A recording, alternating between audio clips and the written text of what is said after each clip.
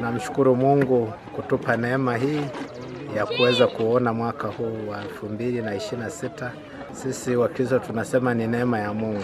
Tunachohitaji sasa kama Wakristo tuwe na mshikamano na tuweze kuombea hata nchi yetu, lakini tuombee taifa letu kwa ujumla, kwa sababu mara nyingi tunajua maombi yana nguvu na bila maombi hatutaweza kusonga mbele. Kwa hiyo tunachohitaji ni mshikamano, lakini vile vile tunahitaji Wakristo wetu wawajibike, lakini vile vile waweze, kwa wale ambao wana majukumu mbalimbali, waweze kutenda haki, na hasa katika jamii tunayoishi nayo. Ningehitaji kwa mwaka huu watu tuwe na umoja na mshikamano, ndio kitu muhimu sana.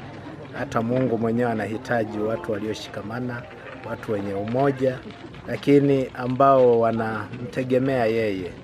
Tungehitaji kuona amani ya Mungu ikitawala katika nchi yetu Tanzania, ikitawala katika maisha yetu.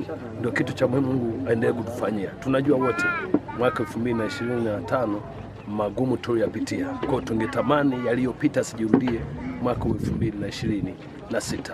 Tumuone Mungu. Sisi viongozi wa dini, sisi viongozi wa nchi yetu Tanzania, watembee na Mungu, wayafanye mapenzi ya Mungu, lakini watu wetu tunaowaongoza nao pia watembee katika mpango na makusudi ya Mungu, ili amani na furaha katika maisha ya watu mwaka 2026 itawale na kutamalaki katika maisha yetu.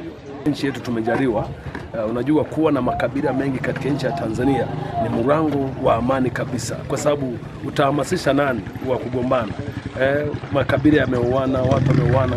Kwa hiyo natamani kuona Tanzania inakuwa kisiwa kweli cha amani na cha baraka, maana tumejaliwa vitu vingi katika nchi ya Tanzania. Tumejaliwa utajiri mkubwa sana, wanyama, dhahabu, madini, kila kitu kiko Tanzania. Kwa hiyo natamani kuona Tanzania inakuwa ni nchi ya amani na ya baraka katika maisha ya wananchi wa Tanzania. Leo limetuasa kukaa kwenye njia kuu kwa ajili ya kusubiri muujiza wetu, na kama Wakristo tumejipanga mwaka 2026 kupokea na kuomba vitu kwa Mungu wetu, kama tukue kiroho na kimwili katika nchi yetu. Kwanza Mungu atujalie hekima na utulivu. Ninachoomba tuweze kuwalea watoto wetu kwenye maadili mazuri, maana maadili sasa hivi yameporomoka sana. Tuwalee watoto wetu kwenye maadili mazuri, tuwalee kwenye misingi ya dini, tuwaongoze, yani wamjue Mungu, wawe na heshima, wawe na hekima.